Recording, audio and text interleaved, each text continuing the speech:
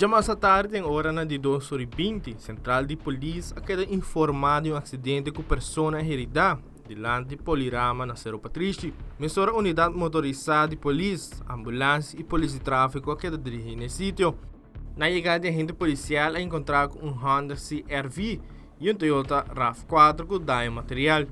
Para médico não abrindo assistência médica na de mulher que ainda estava o chofer de Honda. Durante a investigação, a compreender que o Toyota RAV4 estava vindo por de norte, chegando e cruzada. Não dando preferência na Honda que estava vindo por de rotonda de Paperclip, direção paradeira. Por consequência, a dar semifrontal. Takawagen também apresentar no sítio e a transportar o auto para a destinação. Polícia de tráfico a tomar dado de acidente aqui.